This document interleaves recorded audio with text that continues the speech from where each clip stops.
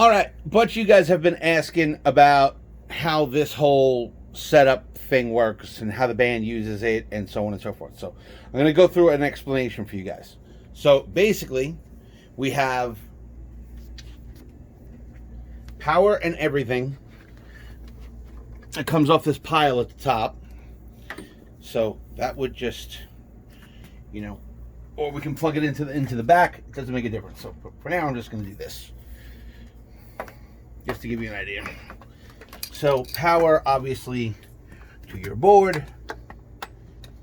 I never remember which way this thing goes. Like that. That'll all power up and do all that prettiness.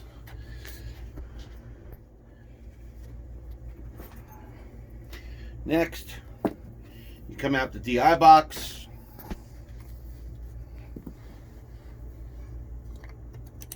Okay. And this goes to my guitar input, which is going to be guitar 2 in this case, which is right here. Okay, so now I'm plugged into the system. I'm ready to go. Now to show you what goes on in the back of the system so you know how this all works. So this is a snake. Okay, it's a rack mounted snake, and it's got 2 splits on it. It's got 16 channels that go to my Behringer mixer, which is this. It's just mounted backwards. And then there's 16 channels that go to front of house. So front of house gets the clean signal coming out of our microphones, coming out of our pods, coming out of the bass rig. There's no cabinets on stage. There's no monitors on stage. We use all in-ear monitoring. These 4 headphone amps are for when we're in rehearsals and when I use the XR18 in my studio for basic tracks, when I'm tracking stuff. So I can have up to 16 headphone outputs with 4 separate mixes, the way this is set up. What I have here is just a rack drawer that houses all the stuff that we use. So we have extra cables and Ethernet and all that good fun stuff. Extra sets of cheesy in-ears in case something happens, or we get a special guest and they bring their own earbuds, whatever. My wireless systems, my in-ears, wireless packs for our in-ear systems, a tablet to control the XR if we're not using the split. Front of house guy can run just the stereo outs and run it off the tablet. We have a TP-Link 5 gigahertz Wi-Fi router that sits in here in the drawer. And then this gets set up on the back of the unit like so. And it gets set up there. Okay. Then the next thing we're going to do is, well, pull this crap back, huh? Because I don't need any of that. So then we come over here to the back of the unit, which I'll try to give you guys as much light as I can. I have a little touch light in here that will usually turn on if I touch it. Okay?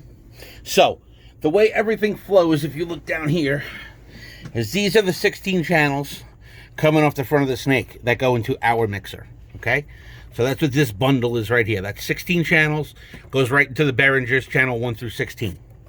Okay, we come out of the Behringer for our headphone amps using these colored XLR cables. You can see I have 1, 2, 3, and then 5 and 6. Okay, I take a stereo in-ear mix because when I want to mix the band, I'm basically hearing what's coming off the mains. That way I can mix it from the stage. There's an Ethernet cable that comes and plugs into a router. Top. Trying to do this one-handed. The power for our router. Get that all turned on. Then this goes over to the laptop.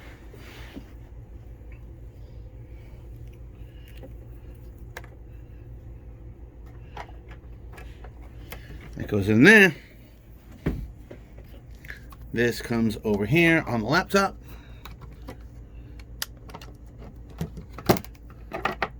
Get that out of the way.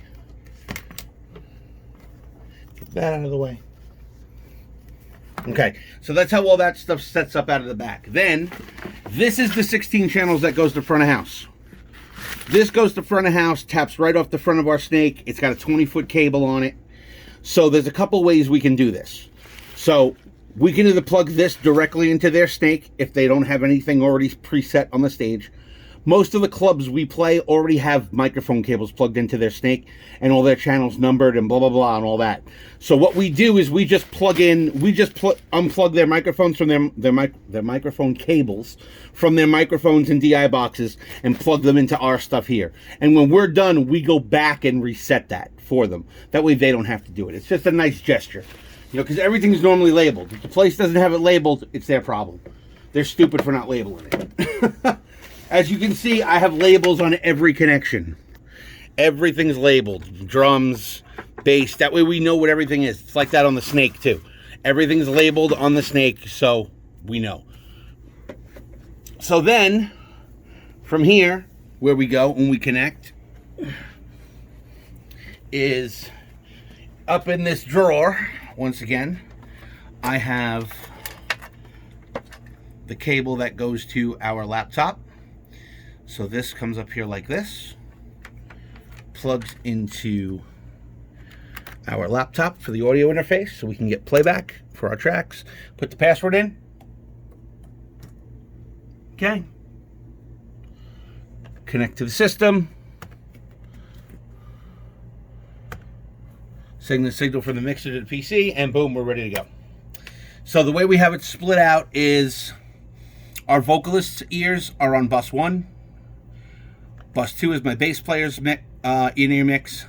3 is the drummer, and then 5 and 6 are mine. We control them all from phones. So we have 4 of these. I only have 1 in the rack right now, but we have 4 of these, 1 for every member of the band. So what we do is everybody gets their own while we're doing sound check.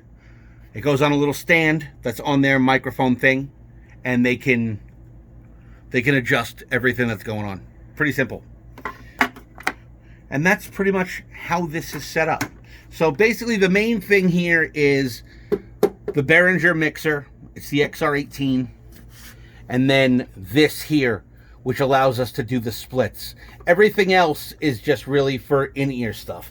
If you look around the back here, because I didn't buy a slide-out drawer like an idiot, you can see that these are where the wireless transmitters for our in-ears are. Basically, the way we have it set up so that we don't have to disconnect anything. This is my singer's. This is mine.